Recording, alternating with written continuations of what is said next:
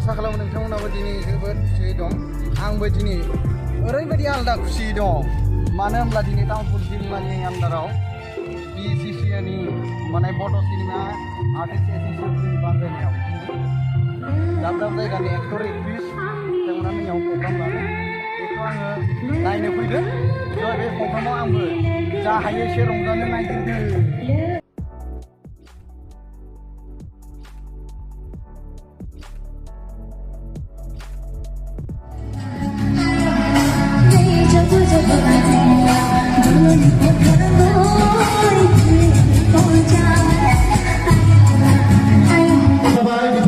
नैबे समाव जोबना बिफां टेके बर'खौ जोंनि बान्था आफादनिफ्राय बा तामुलपुर जिल्ला बर' सिनेमा आर्टिस्ट एस'सिएशननिफ्राय गांसे आर'नाइजों मान बावनो थाखाय खावलायबाय। साबायखर थाबाय जोंनि मान बावनाय बाहागोमा लानायनि थाखाय। नैबे समाव दङ तामुलपुर जिल्ला बर' सिनेमा आर्टिस्ट एस'सिएशननि गाहाय नेहाथारि कृष्ण बर' बिथांखौबो गावनि सिनायथिखौ लानो थाखाय खावलायबाय। बिथांखौ बान्था आफादनिफ्राय गांसे आर'नाइजों मान बावनो थाखाय खावलायबाय। बे समाव दङ तामुलपुर जिल्ला बर' सिनेमा आर्टिस्ट एस'सिएशन बिथांखौबो नोंथांनि सिनायथिखौ लानो थाखाय खावलायबाय लोगोसे बान्था आफादनिफ्राय गांसे आर'नाइजों मान बावनो खावलायबाय। बे समाव दङ माइनाक्षी बर' नोंथाङा नोंथांनि सिनायथिखौ लानांगौ दङ सबिता बर' एक्ट्रिस गावनि सिनायथिखौ लानो थाखाय खावलायबाय।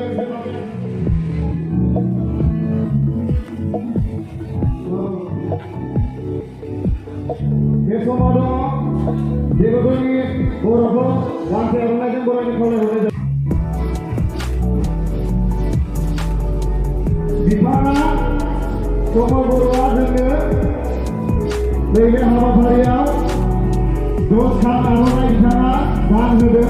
बिफांनि थाखाय खनसे गोबारै आखाइ खबनानै रायजोबो।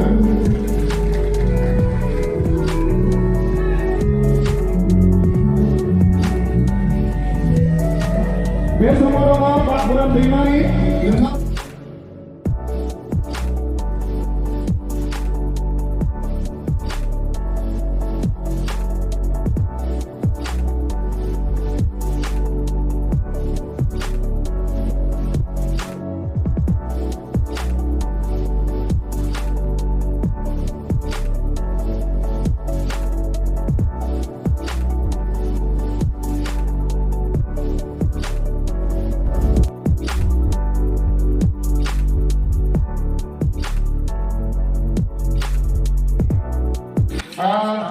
बिथां बिबुंथि लाखिखांनायनि उनाव थागथियारि जानानै थानांगौ आमिर फेमिलि सिने प्रडाक्शननिफ्राय मोसागिरि बिथांमोना।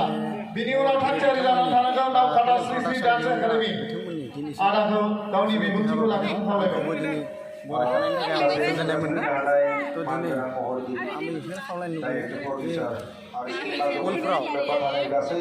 मोजां टेकनिशियान्स आरो बायदि बायदि बिफानाव लोब्बा लानानै खामानि मावनाय